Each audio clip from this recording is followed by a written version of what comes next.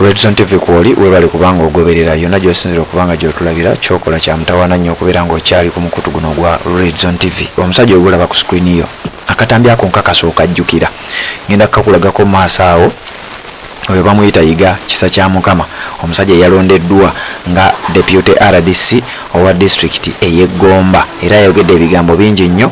Njagala kusooka nkuwa ebigambo nga yeetonda ku kikolwa kye yakola kino eky'okkunama n'ebikolwa ebirala oba n'ebigambo ebirala bye yawereekerezaako. Bw'obanga ozoogoberera ebintu bino kakasanga osobola okutegeera wa wetuli era ki kyenjogerako. Bw'obanga ogoberera emikutu gino kakasanga bino bimanyi, wabula nga sinaba kubanga ngenda eyo kkiriza nsooke nkubuuzeeko yonna gye wasuze gy'osinzira okubanga gy'otulabira. Wasuze otya, wasiibye otya okusinzira ku ssaawa n'ensi awo w'osinzira okulaba akatambi kano, w'osinzira okubanga ogoberera Red Zone TV, w'osinzira okubanga ate olaba ebigenda mu maaso mu ggwanga Uganda. Yiga Kisa kya Mukama yalondewa nga Deputy RDC mu kulonda okusembye oba mu lishafo ez'aba RDC ezisembyeyo, wabula onabadde amanyiddwa nnyo nga mu kikolwa kye yakola okusinzira ku kikolwa kye eky'okkunamira Buganda n'awereekerezaako n'ebigambo ate nga muna NRM lukulwe era abadde ayogera ebigambo bingi nnyo ebbanga lyonna. Ebikolwa bye yakola bino sigenda bikupuleyingira, akatambi ako sigenda kapuleyinga kkiriza kubanga kayinza okuleeta emberebezi ku channel yaffe ate netubanga n'emirimu emirala gijja kubanga gigootaana, wabula ngenda kupuleyingira obutambi obulala bwenjagala obeere ng'olaba omusajja ono ebintu byazze ng'akola nga sinaba kubanga nkupuleyingira obutambi obwo.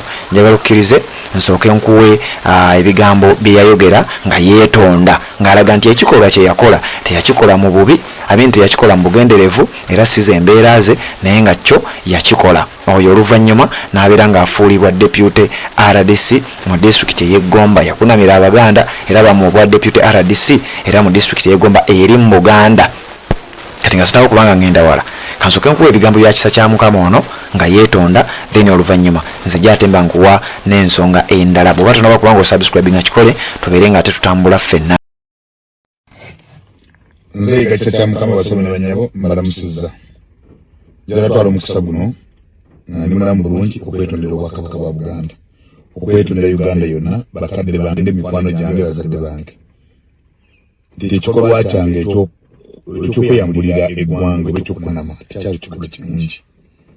Nategeera ensobi zange ninayitawo. Niwe wabayo omukristaayo yenna, omuntu yenna yali agezeeko mu ddiini yali asobezaako ng'omulala nga nze nsonyiwa.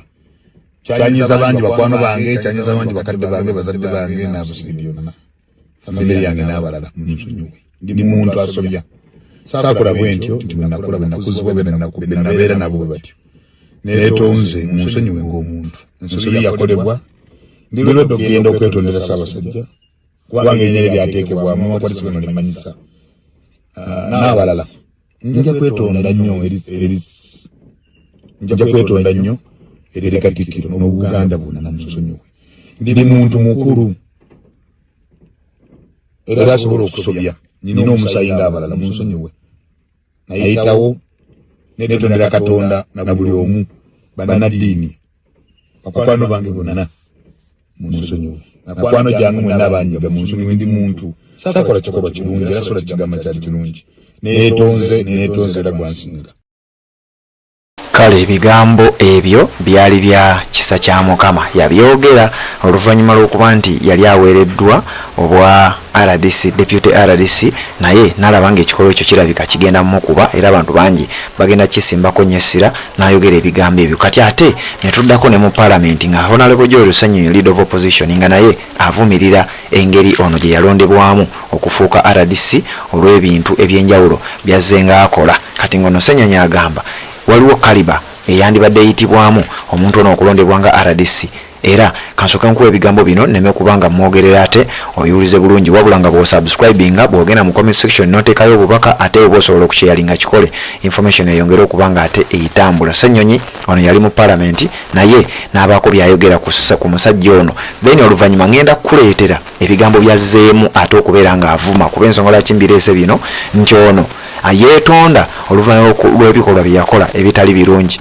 wabula ate wetwogerera nga yazzeemu okubeera ng'ayogera ebigambo era ebitayisibwa mu kamwa. Kansooke nkuwa ebya Ssenyonyi then nzija tubeere nga tweyongerayo.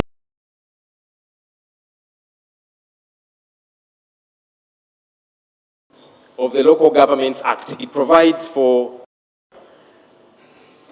when you read Section 70 of the Local Governments Act, it provides for the caliber of people that should be appointed RDC. That's the legal provision.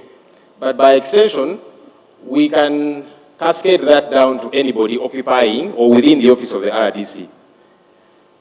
Section 70 provides that these are meant to be people of high moral integrity, people whose conduct is not questionable.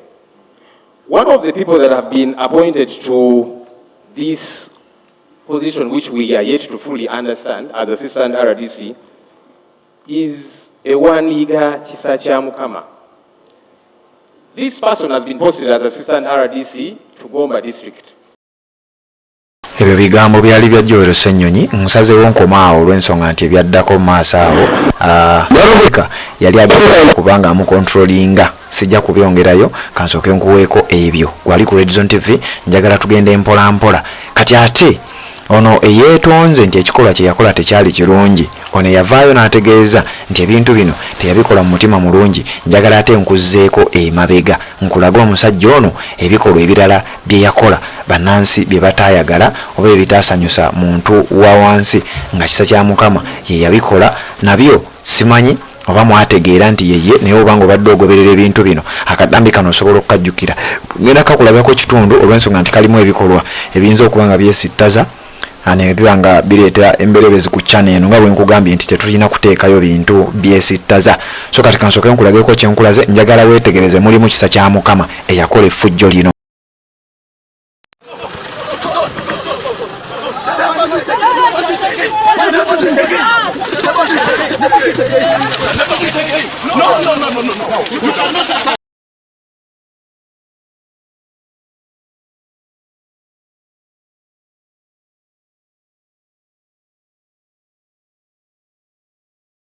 Oyo gwolaba ali mu t-shirt enjeru ngenda mukulagaawo oyo kisa kya Mukama oyo. Katambi ako mwakalaba naye nkakasa abasinga obungi oyinza okuba tojjukira ekintu ekyo kyali ku luguudo oluli eggomba oluva Empigi nga lugenda Sembabule.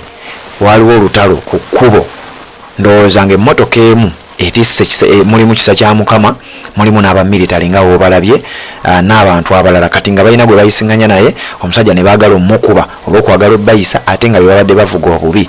Ebyali mu katambi ako kakasa nga abasinga obungi mwabiraba, naye nga mbadde njagala tutagetinge wano ewabadde kisa kya Mukama wabadde alabikira. Wenjagala obere ng'olaba otegere nti ebintu bino mwakalaba kano naye temwakateekako nnyo birowoozo.